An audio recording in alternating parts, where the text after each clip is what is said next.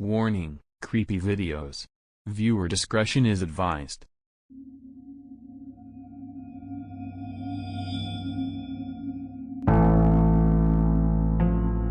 Posted by Max-Voynich. Our story is called I Get Buried Alive for a Living. Something else is down there.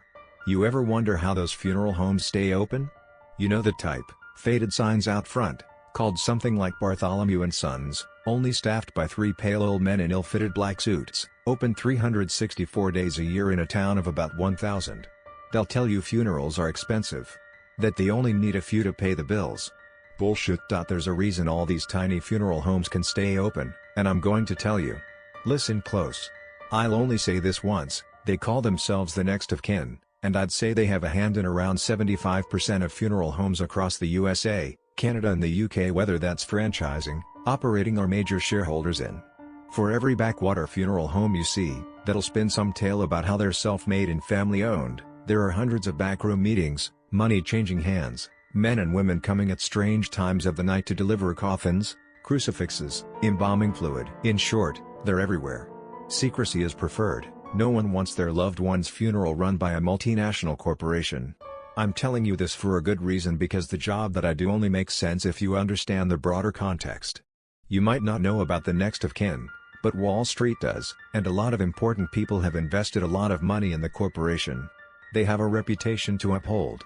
And so, if any scandals erupt around the world of funerals, coffins, you name it, their shares tank.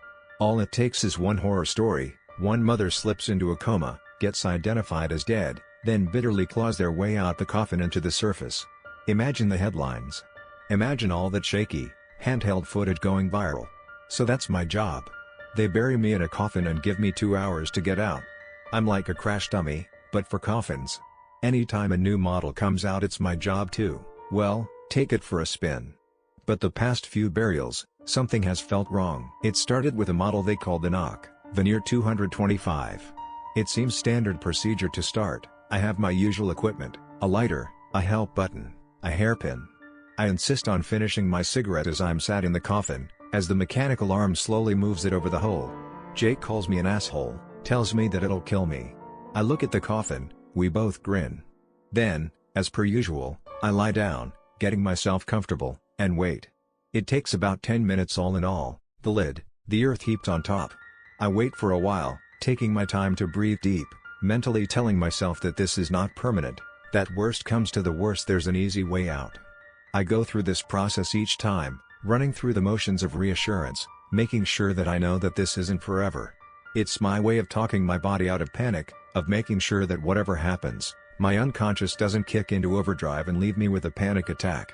Then it's the checklist. I push each corner of the lid, work the hinges with the hairpin, kick the sides as best I can. Nothing. I'm about to carry out the last few parts, and then let the guys know on the surface that this one's secure when I hear something. Something far off, I think, but large. You get used to the noises down here pretty quick. Rats, moles, huge beetles, mice.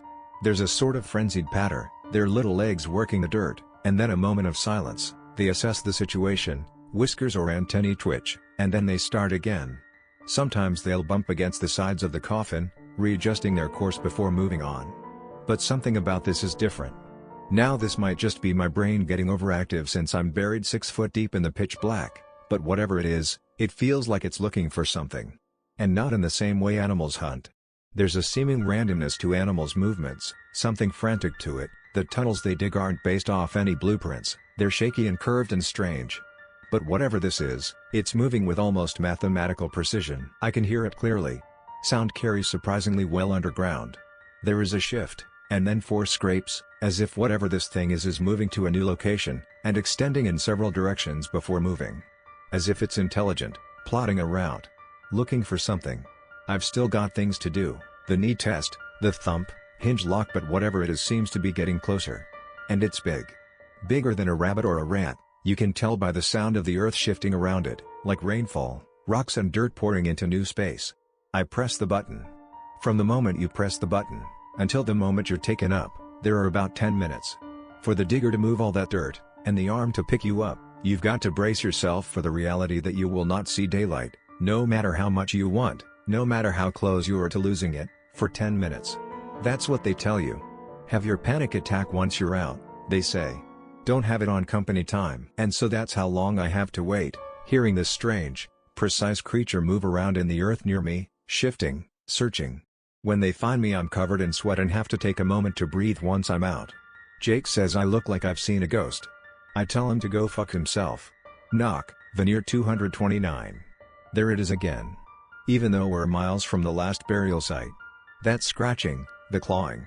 The seeming thought behind it all. It makes its way towards me, I'm sure. And I swear, that this time I can almost hear its fingers.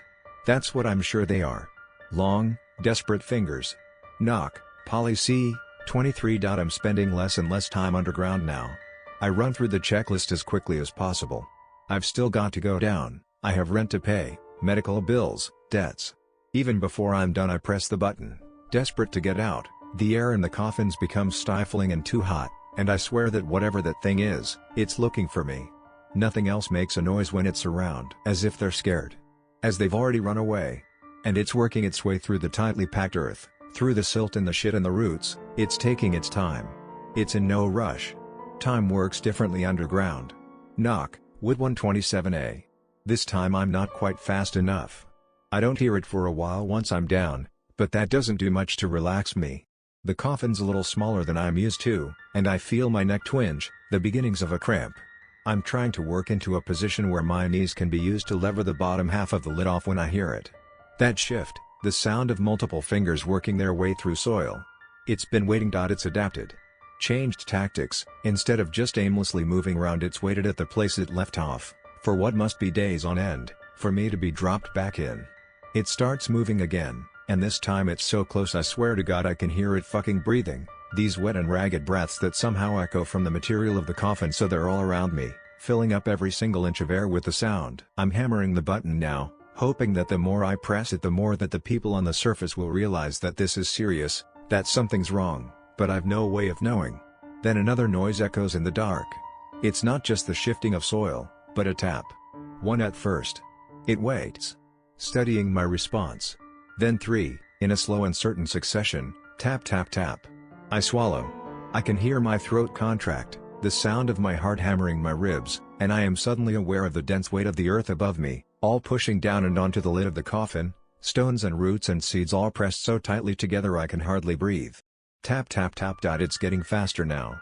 It knows it's found the right thing, knows it's found whatever it's been looking for.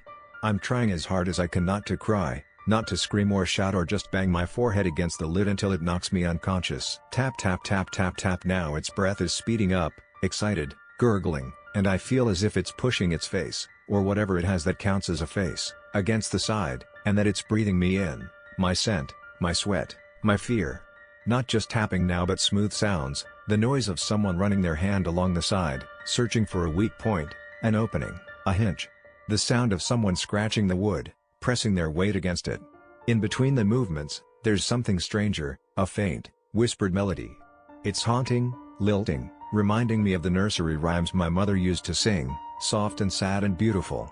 This half singing, half humming is getting louder with each moment, and I can't make out any words but just the melody, that loops over and over on itself, as if whatever it is knows I can hear, and it doesn't just sound like one voice anymore, but dozens, all half singing the same tune, soft and ominous and building to something, and it finds the hinge and I can hear it testing the metal, the thin scratching, and just as I'm about to scream, to completely lose my mind, I hear the familiar rhythm of the digger. They're here. They find my face wet with tears, shaking. Jesus, Jake says, what the fuck happened? He offers me water. My hands are shaking too much to drink it.